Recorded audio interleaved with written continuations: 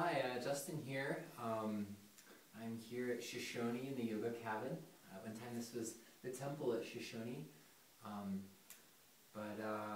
Yeah, my friend Elijah called me and said that he hurt his low back, so figured I'd do a little low back sequence, starting with the most gentle and then working our way up to maybe some stuff that you can do a little later on after a back injury. The key to any sort of injury, especially if you're going to be doing yoga to help ease any sort of pain or to work with an injury, you have to, it's essential that you not do any poses that hurt. So if it hurts, immediately back out of the pose and try something else, because in trying to do healing yoga, you can't force the body to do anything, because you're just going to make the injury worse. So really listen to your body, find compassion and patience for wherever your body is at, and know that wherever your body is at is exactly where it needs to be at this moment, and know that it'll heal in time. So so really trying to work with the non-painful poses. So the first pose we'll do is super easy and simple. You're just going to lie on your stomach. You're going to stack your palms in front of you. Place the forehead on top. Bend the knees and then windshield wiper the legs back and forth. And moving with the breath. So as you exhale, bring your feet to one side. Inhale to center. And exhale, come to the other side. And making sure that this doesn't hurt. It should feel good. And working with your range of motion. So if it, don't force it in one direction too much.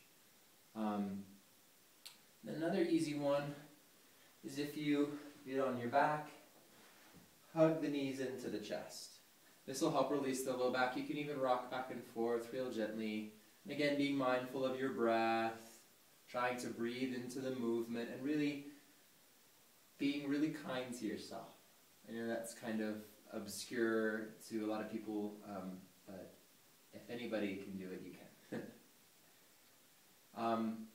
And then we'll come up into a Sukhasana, or just an easy cross-legged position. Twisting is generally really good for the low back, but again, don't do it if it hurts. So just finding an easy cross-legged. You can either cross at the ankles, or if it's available, you can take one foot on top of the other leg on the calf. As you inhale, take the arms up and overhead. As you exhale, right hand comes to left knee, left hand comes behind you like a kickstand. As you inhale, lengthen. Exhale, moving from the core, begin to twist. So you may not come very far. You're not torquing with the arms, but really moving from the core. The arms are simply supporting you. They're not encouraging the motion, really. Inhale, lengthening. Exhale, gently twist. And again, moving from the core. If I release my hands, I'm still in the same place. Inhale, lengthen. Exhale, twist. Softly gazing over the left shoulder. Breathing into the belly, breathing into the low back. And I would hold this for 1 to 2 breaths.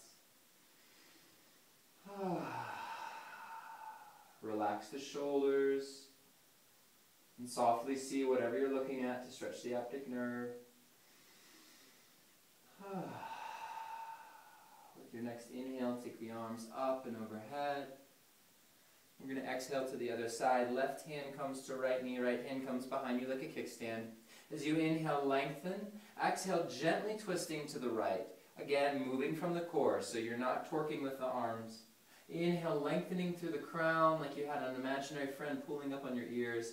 Exhale, gently twist. Breathe into the belly. Hold this for 2 breaths. Breathing nice and deep.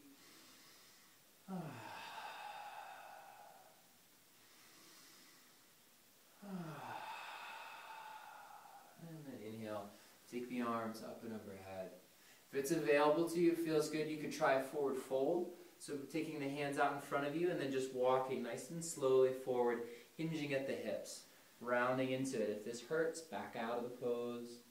Breathe into the armpits, opening the lymphatic system, trying to keep the sit bones on the earth. And then as you inhale, slowly bringing the hands towards you. So,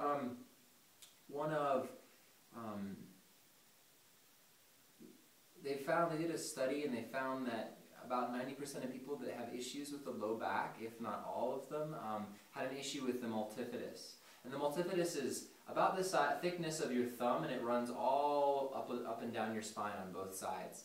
And one of the principles in yoga is that if you move very quickly, then the surface muscles of the body volunteer themselves.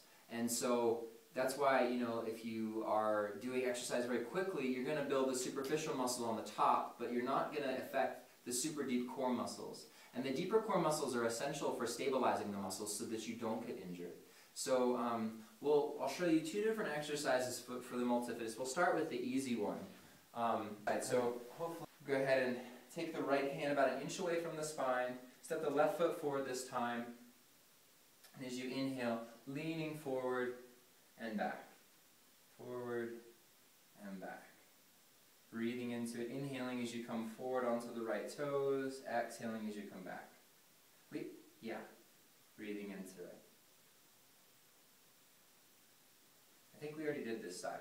So I'm sorry. Yeah, so the right hand has to come, so the leg that's behind you is the hand that comes to the low back. So inhaling as you come forward, breathing deep.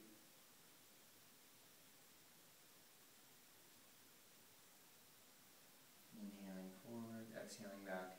Trying to keep a nice lifted heart, so instead of collapsing the shoulders, really relaxing the shoulders away from the ears. And then we'll go to the other side. So taking the left hand to the low back, about an inch away from the spine, we'll step the right foot forward this time. As you inhale, coming up onto the left toes, feeling the multifidus engaging right underneath of your thumb.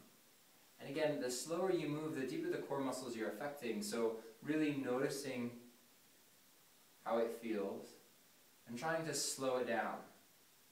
Inhaling forward, exhaling back. This is just a super simple motion.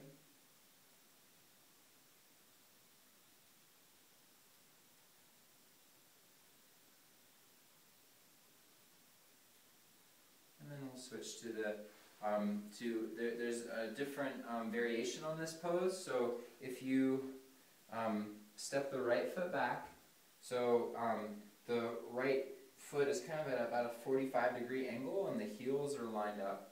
We'll bring the right heel off the earth and we'll just drop the right knee down on the top of the right foot. And making sure, looking down at your foot, make sure the left knee is right above the left ankle. We'll bring one hand to the knee, the left hand comes to the low back, about an inch away from the spine. And as you inhale, begin to bring the right arm up. Softly gaze at the earth and move in slow motion. Inhaling up, exhaling down, and if you need to, take 2 to 3 breaths doing this. Again, the slower you move, the deeper the core muscles you'll affect, so the deeper the benefit, especially if you have an injury. Inhaling up. Exhaling, slowly floating the hands down, really trying to stay present with the whole movement, sending your awareness and your breath into the low back. Inhaling up. Exhale down.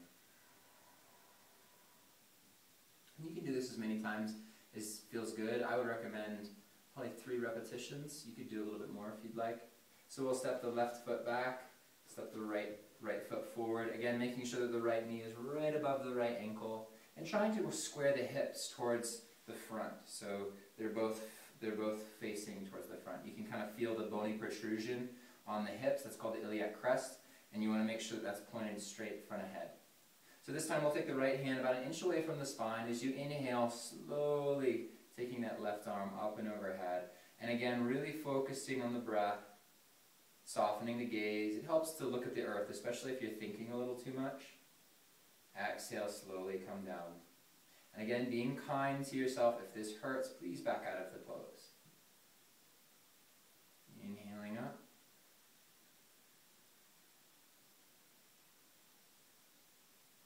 Exhale, slowly coming down.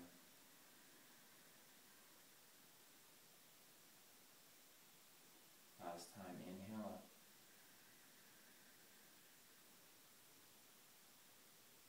Exhale, floating the hand down. We'll step the right knee back. Another thing you can do is you can come into tabletop position, and especially I'd highly recommend putting a blanket or some cushioning underneath of your knees. So you're going to spread the fingertips wide, stack the shoulder over the wrist, and just check in with your body. Make sure that this feels good. And then we'll go ahead and begin to take the hips around in slow circles and just see how that feels. Generally, a lot of tightness in the low back comes from, it originates with tightness in the hips. So the hips get tight because we sit all day long, or your hips are in a constant state of flexion, and so they never really release, so it really pools in the low back. So moving with the breath in this rotation, and just starting small. And if it feels good, you can move a little bit into a bigger circle. And if you have any particularly tight spots, just go a little slower through this motion and really breathe into it. So really bringing your awareness wherever you're feeling sensation. There's a Zen saying that says, where consciousness goes, energy flows. So simply by bringing your awareness into the hip, into the tightness, you allow that place to soften. You activate that part of the nervous system. And then take that circle around the opposite direction. Again, being very gentle with yourself.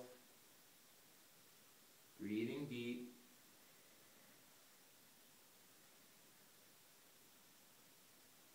And then coming back to center. Pause for a moment, check in, make sure you still feel good. Another thing we can do is cat-cow, and that's just a rippling of the spine. So as you exhale, looking towards the navel, pressing the earth away from you, really arching the back like a Halloween cat. As you inhale, the pelvis lifts, the belly drops, and the gaze comes up last.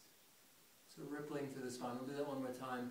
Exhaling, curling the tailbone under, rounding in the spine, and only when you absolutely have to, looking towards the navel. Moving very slowly with a lot of intention. As you inhale, the pelvis lifts, the belly drops, the gaze comes up, sinking at the back of the heart. Exhaling, rounding, pressing the earth away from you. Rounding into the spine.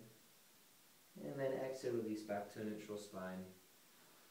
So those are some tips. I'll probably do another low back sequence depending on how Elijah does with this. So good luck, Elijah, and I hope you feel better. And namaste. Have a great night.